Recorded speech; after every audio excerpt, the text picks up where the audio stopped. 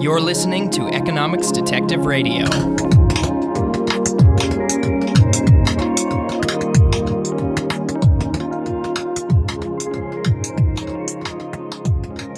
My guest today is Alex Lubinsky. He is the co-founder of the Silicon Valley startup Rentberry. Alex, welcome to Economics Detective Radio.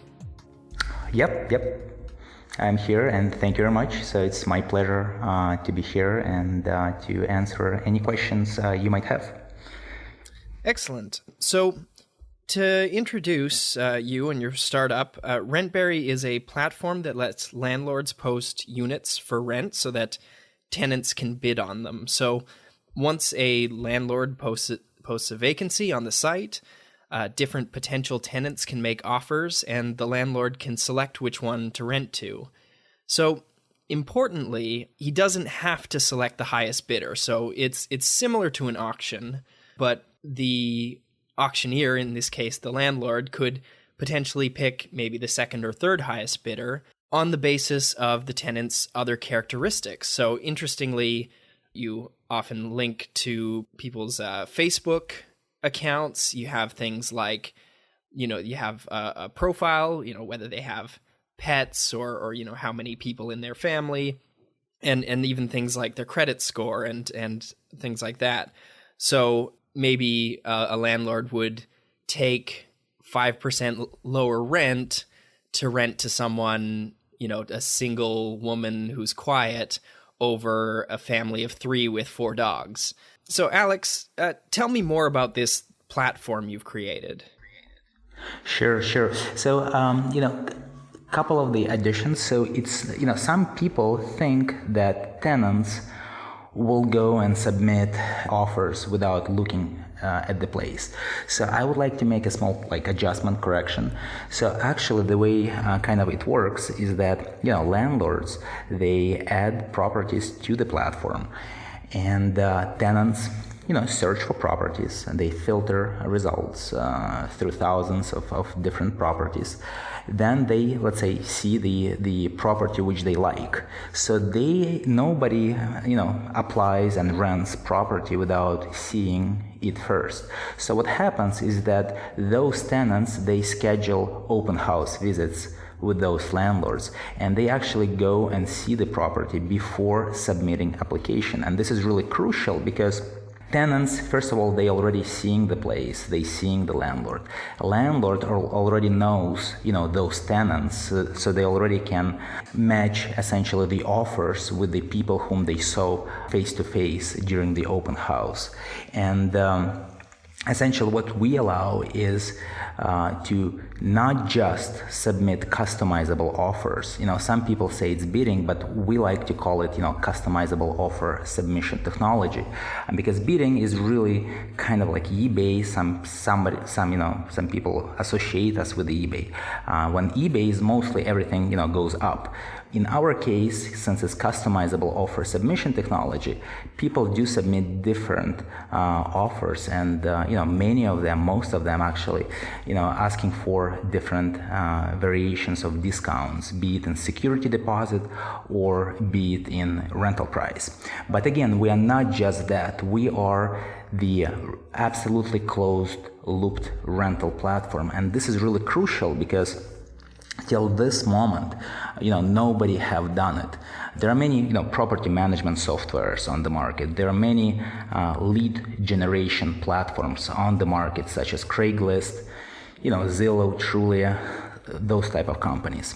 But nobody else have done an absolutely closed-looped system where all of the rental tasks can be done in one place. And again, I'm not just talking about, submission of the application or searching for the property. I'm talking about, many other tasks, such as signing rental agreements, collection of the rent payments, finalizing and dealing with the maintenance requests, internal communication between landlord and tenants, and buying tenants insurance, for example, through the platform, and many other things as well. Yeah, that's really interesting because and it's an important point, because with something like eBay, if you're selling something, that's a one-off transaction, and all you really care about is how much someone is willing to pay. But a landlord-tenant arrangement is an ongoing relationship, and so it's it's more akin to like a job, the relationship between an employer and employee, and you have to deal with this person potentially for years, and so yeah, so it adds a lot of complexity, and it makes it more than just a simple auction. And yeah, I find that interesting. Absolutely. And the Chris from Wall Street Journal, he wrote the article a couple of days ago about us. Very thorough piece, and we really like it. And what he did, he also went and spoke to the landlords who utilized our platform. And he even published in the article, one of the response from one of the landlords. And this landlord, she said that she got 15 applications for her property.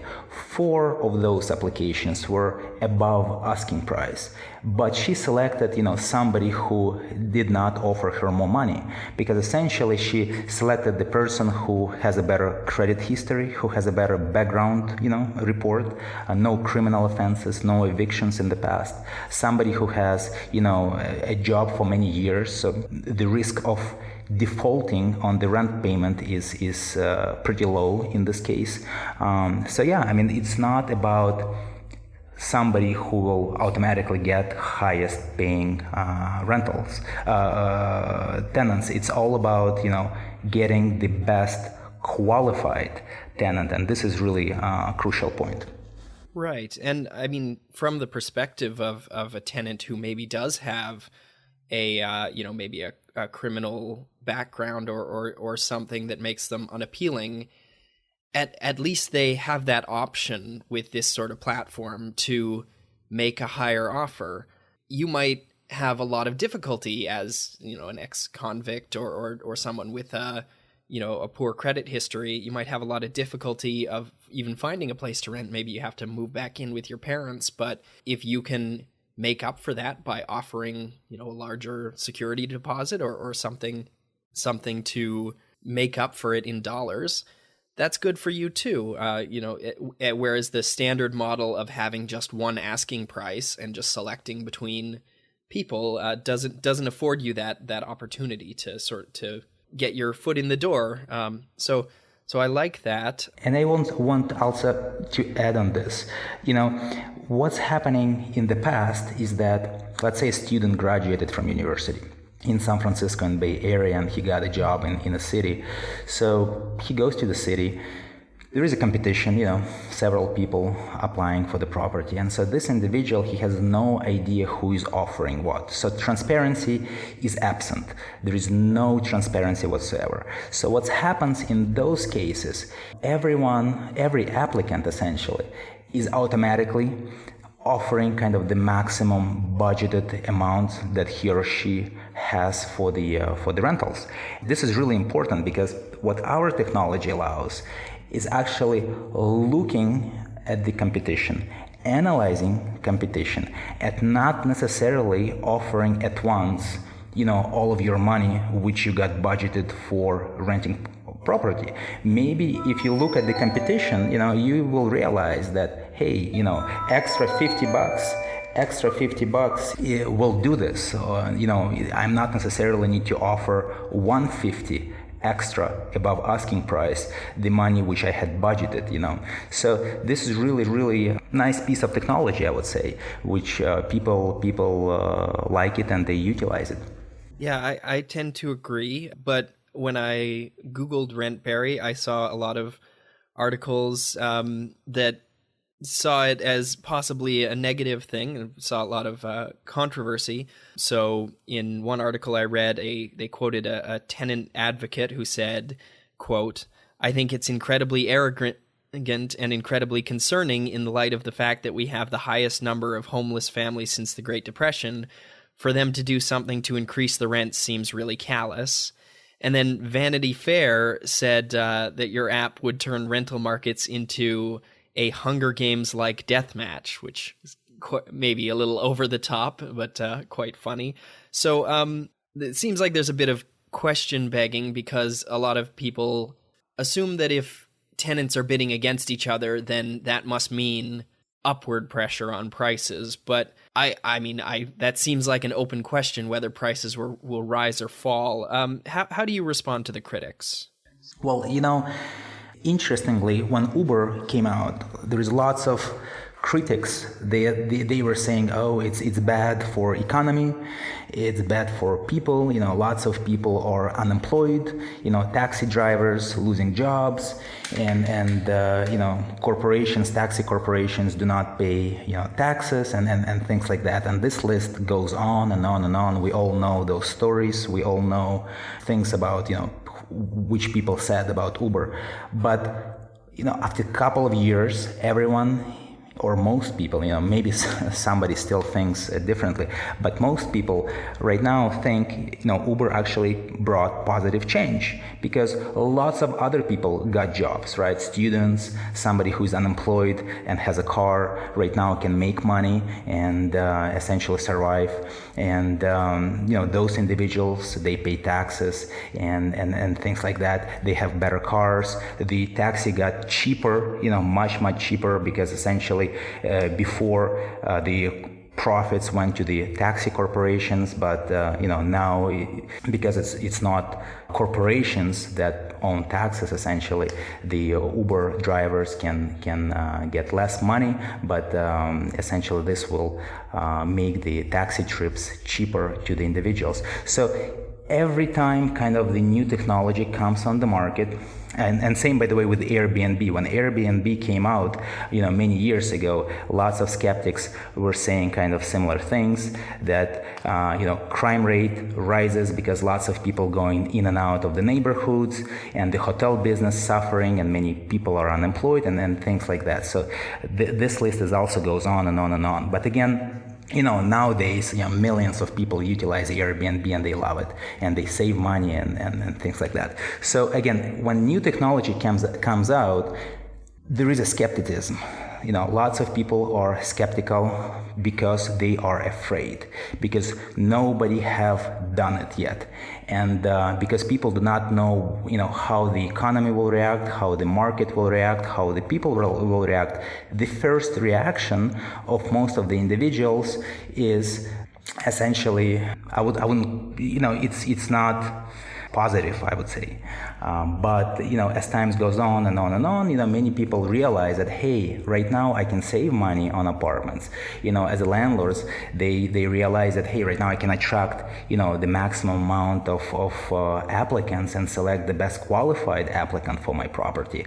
The students and people who in the past participated in ugly bidding wars, where they had no idea and visibility on the competition, right now can actually look inside the application process in the competition, analyze it and submit offers which are not necessarily kind of the offers which they thought would be, right, saving money essentially. So as time goes on, people getting more and more comfortable with the new technology, and this is what we see based on our numbers. So we have right now close to 60,000 users in the United States, processed more than 100,000 properties on our platform in the United States. If people wouldn't like it, they wouldn't use us. And it goes for both groups, for the tenants and landlords. Nobody would use us. But it proves that our technology and our solution is beneficial for both tenants and landlords alike.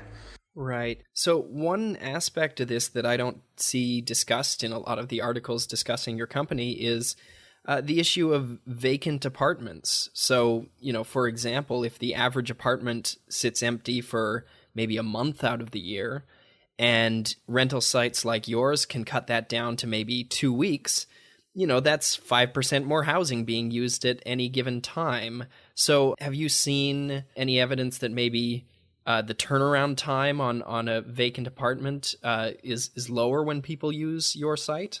I can tell you this, that national average vacancy rate in the United States I think it's like slightly more than 6%, depending whom you quote. On our side, it's close to 4%, so it's more than 2% lower than the national average rate. So this basically tells that the apartments getting rented through our platform at much faster rate than they do on any other website or utilizing any other platform on the market. Excellent. Yeah, and the nice thing about that is, that's a big cost of being a landlord is every day your property sits empty, you're earning zero in rent for it, but you still, pay upkeep and property tax and you have this asset that's not doing you any good. So even if you ended up accepting a lower rent, if you could have your place rented out faster, you could still be better off. And I think that's maybe where some of the, one way you could see benefits for both sides of the market, which maybe seems a little paradoxical if you think of it as just a fixed supply. But, even if prices are a little lower, but vacancies rates are a little lower too, everyone can benefit. Yep, absolutely. I absolutely agree with you. It's all about equilibrium. It's all about transparency. Yeah, and I speaking of transparency, I looked at your site and I really like that you can just see what the current highest bid is, or what other people are bidding for a given property. That's something, last time I rented a place, I had no idea if they had other offers or not. If they'd been sitting on the market for a long time or a little, it's hard to tell. And you can look at the age of a Craigslist posting, but it's just you're very much in the dark on the buyer side of these rental agreements. So at present, you charge a $25 fee when someone signs a lease, to the renter. But I've seen online that you're planning to move to a payment structure based on the difference between the asking price and the final price. Tell me a bit about that. Sure. So I want to add a piece on our current monetization structure. Right now, also one of the benefits which we give to the tenants is saving money, a lot of money actually, upfront on the application fees. In the US, on average, application costs about $50. In New York, it can go as high as $100 per application with no guarantee of getting the place. So essentially, you just pay this money. You fill out, paper application. You attach, $100 bill or a check for $50, and then you just sit and wait. And if you lose it to somebody else, you just essentially lose this money. On average, individual applies to about 4 to 5 properties before they actually able to rent a place. So you can just imagine. So it's like minimum $200 basically is lost. What we do in our case is that all applications are absolutely free. So tenants pay zero amount of money. Some other platforms like property management tools, they allow to pull credit reports and background checks, and they also charge $40 to perform, or like $37.95 or $39.95 to perform the credit and background check pull. In our case, we do it absolutely for free as well. So tenants and landlords, they do not pay anything for receiving or sending applications, pulling credit reports and background checks, and providing this information to the landlords.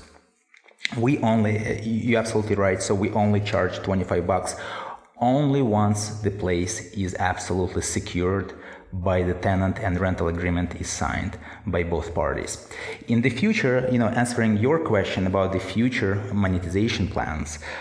So yeah, we are planning to charge 25% the party which gets extra value and extra benefit. So in case of the tenants, let's say if they save money, we will charge 25% of the savings. So let's say if the property was $200, let's say if the tenant saved $200 on the property, we will charge him or her $50 per month for the duration of electronically signed rental agreement.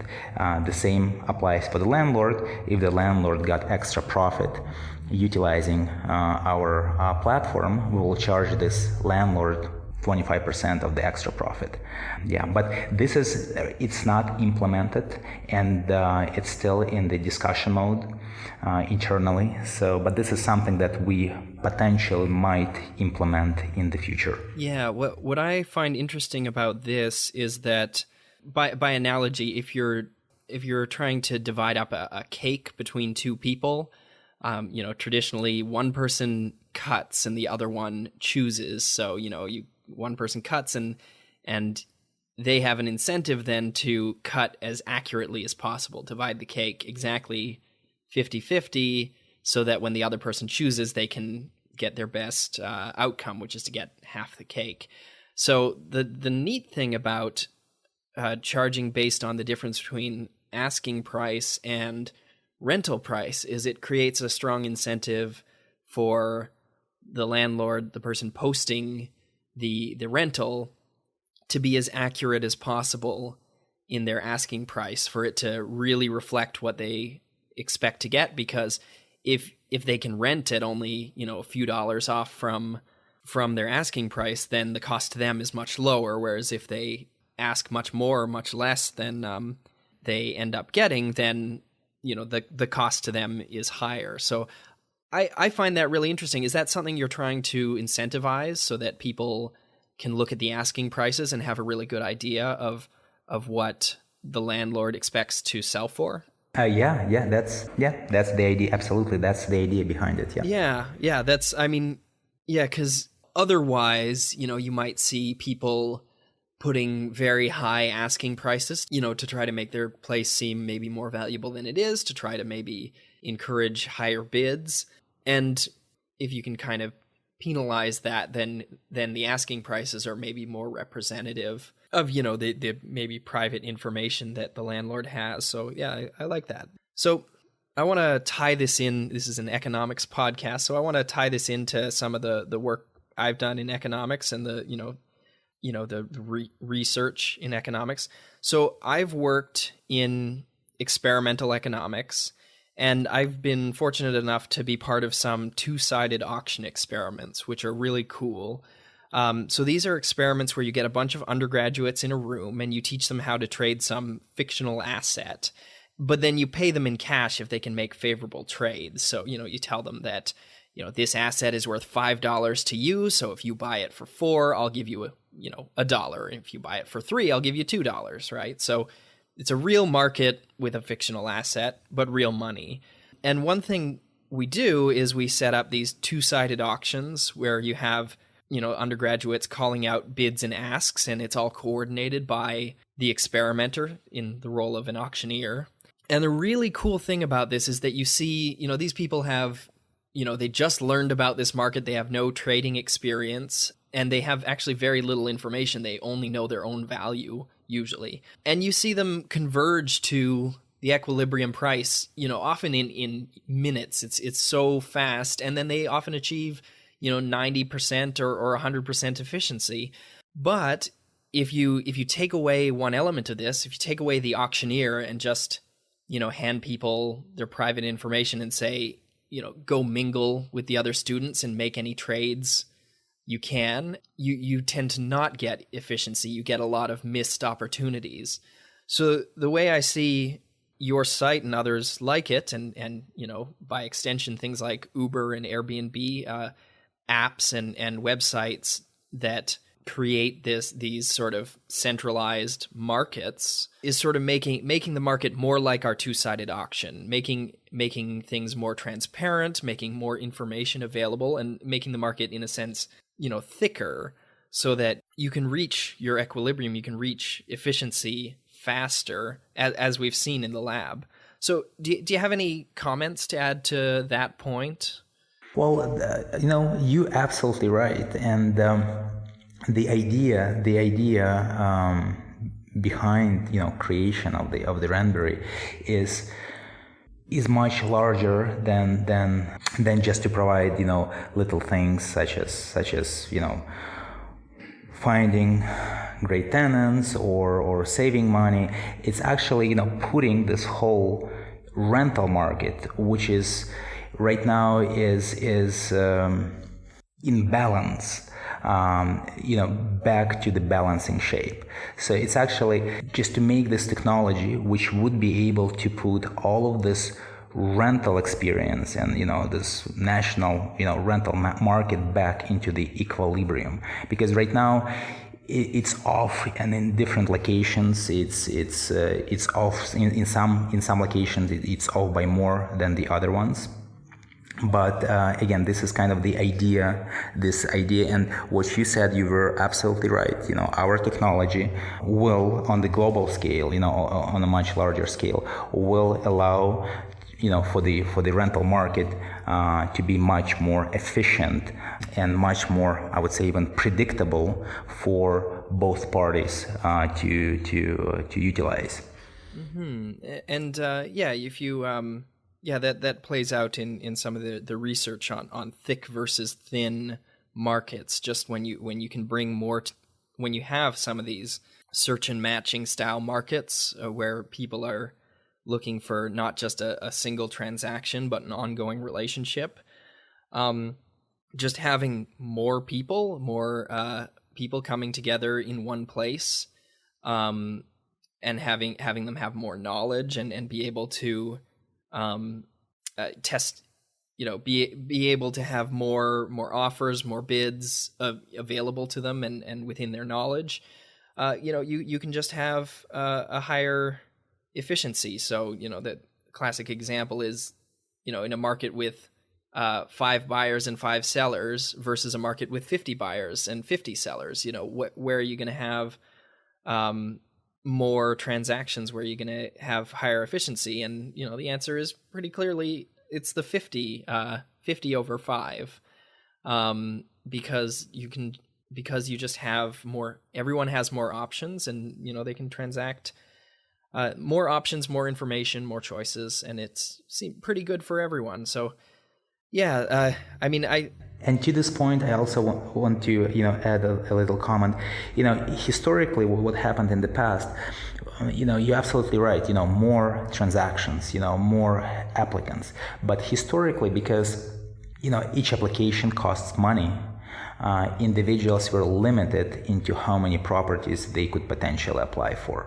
And so this limit, which, essentially restricts those individuals to participate freely in the local, kind of rental market, rental real estate market. What we had created, we made an absolutely huge difference by which nobody saw before. I mean, we are the first on the market where we essentially said, why should people pay when they apply for the properties? Let's remove this friction and let's, offer them ability to apply to as many properties as possible.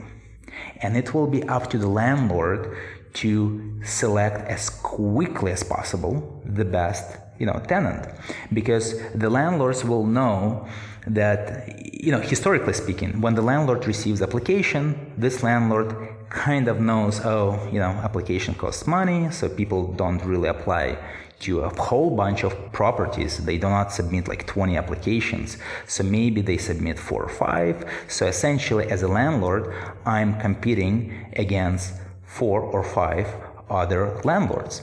What happens nowadays is that those landlords, let's say, receive today 3 applications. And let's say 3 of them are lower than the initial asking price. So this landlord knows that those individuals are free to apply to as many properties as possible. And who knows, maybe some other landlord to the property where they applied will select the best qualified tenant.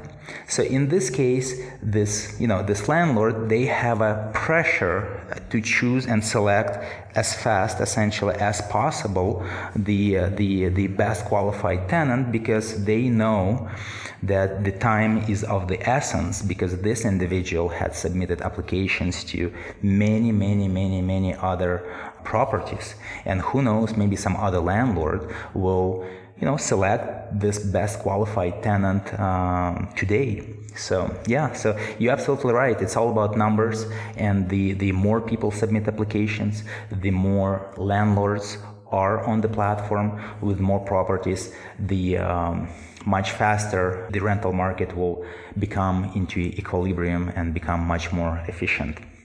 So on a, I guess, personal note, I read, when I was reading up on your company, I read that you were born in the Soviet Union in the Ukraine, which seems quite interesting. Now you're a capitalist. So tell me about your background and how it influenced you in starting this company.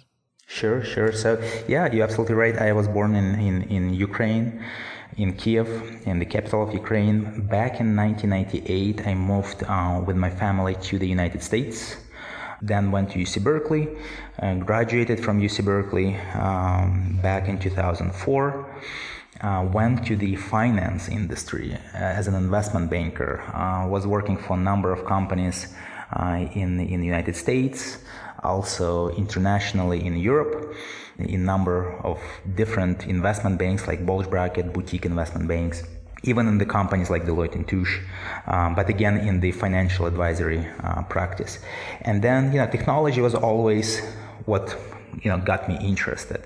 And I have many friends who started companies who are not engineers, and they are very successful. And my family actually, almost every single member in my family is engineer, including my dad, who is senior engineer in Apple Corporation in Silicon Valley. So technology was something that I all kind of grew up with. It's something was nearby, and I always saw how things developed and evolved.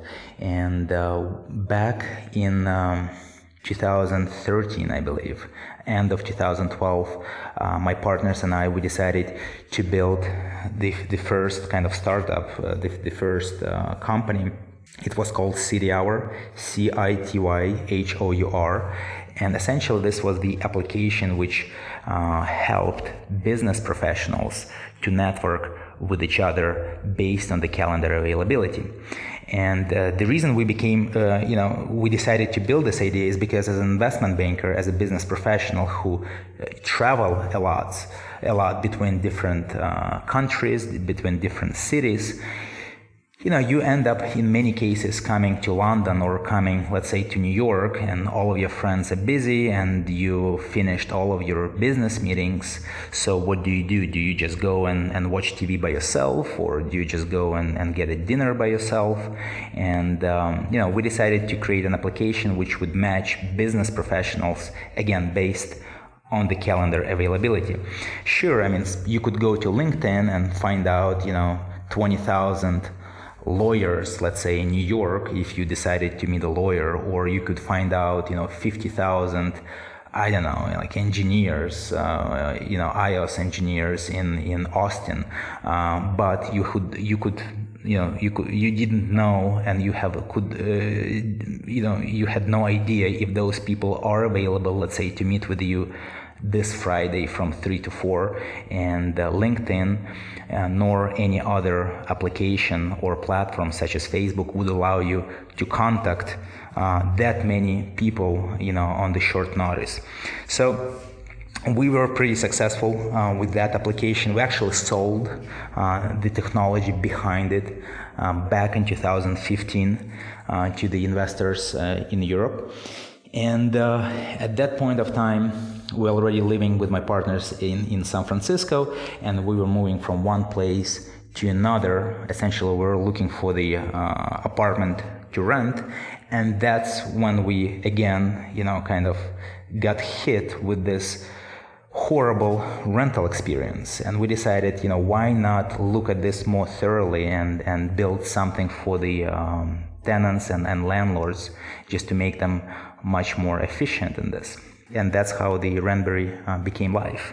Oh, interesting. So it came out of your own personal experience as someone trying to rent a place in San Francisco. Yeah, San Francisco, not the friendliest rental market, not by a long shot. So do you have any closing thoughts, anything about Rentberry that you want listeners to know? I guess, one of the main points is that we will go global. So in terms of the expansion plans, we plan to go to Canada, New Zealand, Australia, and UK, hopefully this year. And we already have partnered in some of those locations. So for example, in Canada, everything is already set up. So in Canada, we'll go, much sooner than, in UK, for example. But probably will be in Canada, this year. And the interestingly that when we went live about 5 days ago, I got about 70 or 80 different emails from many people and companies and individuals, and as well like individuals in corporations, businesses from different countries, not even English speaking countries, and I'm talking about like Cyprus, Argentina, Germany, France, and this list goes on and on and on, who essentially said and asked basically, please come to our country because we need something of a product which you have managed to build. And we will definitely, we'll come and help the rental community across the globe to be more efficient, to have, the market much more predictable and much more transparent to both landlords and tenants. So that's kind of my thought, which I wanted to share. Excellent. I look forward to seeing you open up here in Vancouver and maybe in some of the other places I might want to live in the future. I'll definitely make an account for next time I need to rent a new place. My guest today has been Alex Lubinsky. Alex, thank you for being part of Economics Detective Radio. Thank you, and let's stay in touch. And if you have any other questions, just let me know or shoot me an email, and I'll answer those. But thank you, it's my pleasure.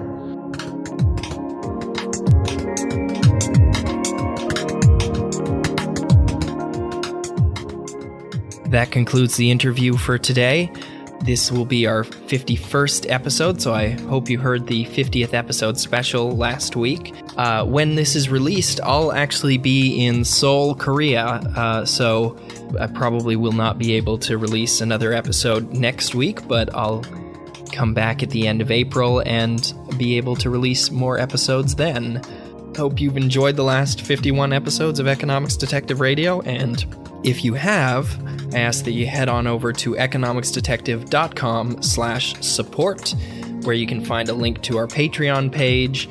Patreon is a service that lets you make small recurring donations to content creators like me who create things like this podcast that are made available to you for free for your enjoyment. So if you really love the show and you want to make sure that I stay on the ball and keep creating and keep making episodes for another 50 episodes get to that 100 mark, consider becoming a supporter. That's economicsdetective.com/support. And thanks for listening.